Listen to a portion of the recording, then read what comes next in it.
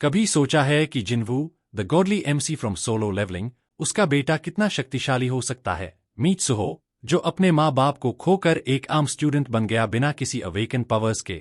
लेकिन उसकी जिंदगी तब बदलती है जब नए मॉन्स्टर्स आने लगते हैं और रैग्नारॉक धरती को तबाही की तरफ धकेलने लगता है। पुराने दुश्मन दोस्त बन जाते हैं और एक नया ग्लोबल खतरा सामने आता है। क्या सुहो इन सब चैलेंजेस को पार कर पाएगा, अपने पेरेंट्स को ढूंढ पाएगा और बन पाएगा सबसे स्ट्रॉन्ग शैडो मोनार्क अपनी इनक्रेडिबल नेक्रोमेंसी स्किल्स और अपने फादर से भी अच्छी सिस्टम के साथ? शायद वो कर सकता है। चलिए देखते हैं कैसे नया शैडो मोनार्क उभर के आएगा सोलो लेवलिंग के इस सीक्वल में। कहानी शुरू होती है गॉड्स के साथ, जो एब्सोल्यूट एंटिटीज हैं और एंशिएंट टाइम्स से अनेक यूनिवर्सिटीज बना रहे हैं। इन्हें सुप्रीम बीइंग्स कहा जाता है और इनका काम था नए यूनिवर्सिटीज बनाना और इटर्नल लाइफ की तलाश करते रहना एक एंडलेस लैबिरिंथ में।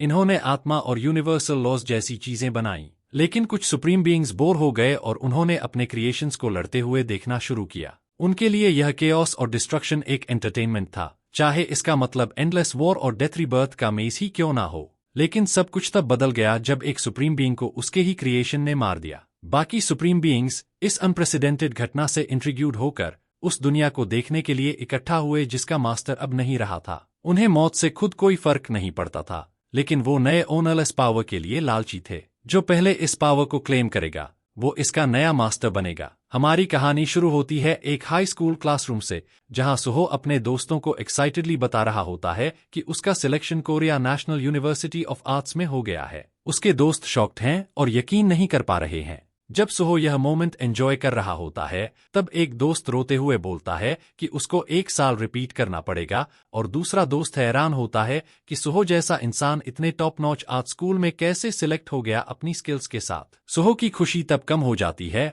जब वो एक फेमिलियर अनप्लेजेंट वॉइस सुनता है सार्कास्टिक कांग्रेचुलेशंस देते हुए। यह यूनेल है, स्कूल का बुली। यूनेल, जो सुहो की डिसमिसिव एटीट्यूड और उसके प्लान्स में टांग अड़ाने से गुस्सा है, उसका सामना करता है। सुहो बिना किसी फियर के बोलता है कि यूनेल सिर्फ उसकी वजह से ग्रेजुएट कर पाया है। बाकी स्टूडेंट्स रेस्टलेस हैं यूनेल के अनचेंज्ड कोकी डिमीनर से, स्पेशली जब वो सब ग्रेजुएट करने वाले हैं। यूनेल सुहो को पंच करने की कोशिश करता है, लेकिन सुहो अपनी नी यूनेल के चेहरे पर मार देता है। यूनेल अब भी अनफेस्ड अपनी फिस्ट को एक स्ट्रेंज एनर्जी से चार्ज करता है और एक डेवस्टेटिंग पंच मारता है जो लॉकर्स को डेंट कर देता है। बाकी स्टूडेंट्स और सुहो इस पावर डिस्प्ले से बिविल्डर्ड हैं। 2 साल बाद सुहो अब एक सेकेंड ईयर यूनिवर्सिटी स्टूडेंट है।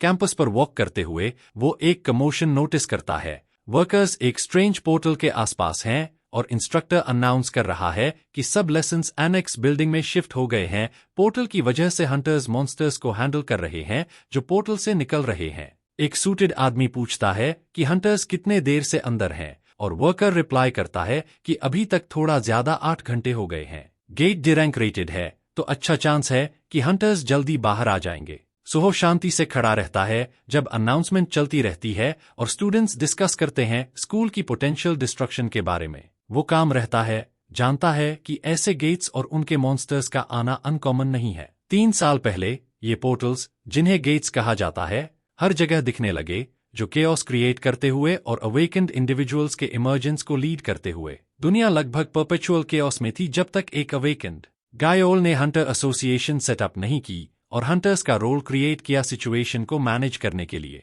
अब लोग 2 हिस्सों में डिवाइड हो गए हैं, अवेकेंड और नॉन अवेकेंड। अवेकेंड अपनी पावर्स के साथ लगभग सब कुछ पा सकते हैं, जबकि नॉन अवेकेंड स्ट्रगल करते हैं। नॉन अवेकेंड लोग अपना नाम बनाने के लिए हार्ड वर्क करते हैं, लेकिन लोएस्ट रैंक्ड अवेकेंड के साथ भी गैप वास्ट रहता है। बिना अवेकेंड के नॉन अवेकेंड सर्वाइव नहीं कर पाएंगे, लेकिन अवेकेंड बिना नॉन अवेकेंड के भी मैनेज कर सकते हैं। इस इम्बैलेंस से सुहो इनसिक्योर फील करता है अपने आप को और दूसरों पर अपनी डिपेंडेंस के बारे में, अपने पेरेंट्स के लॉस और अपनी खुद की परसीव्ड हेल्पलेसनेस को रिफ्लेक्ट करते हुए। अचानक सुहो एक फेमिलियर आवाज से झटका खाता है, जैसे उसके फादर उससे बुला रहे हो। वो अपने थॉट्स से बाहर आता है और देखता है कि उसका टीचर उसके इम्प्रेसिव ड्राइंग की तारीफ कर रहा है, जो एक ह्यूमन लाइक एंट को डिपिक्ट करती है। जब टीचर इस ड्राइंग से इंट्रिग्यूड होता है, सुहो खुद पजल्ड होता है। कैंपस के बाहर हंटर्स पोर्टल से इमर्ज करते हैं, सक्सेसफुल रेड के बाद कॉन्फिडेंट लगते हुए। साइट वर्कर हंटर किम की तारीफ करता है उसके काम के लिए,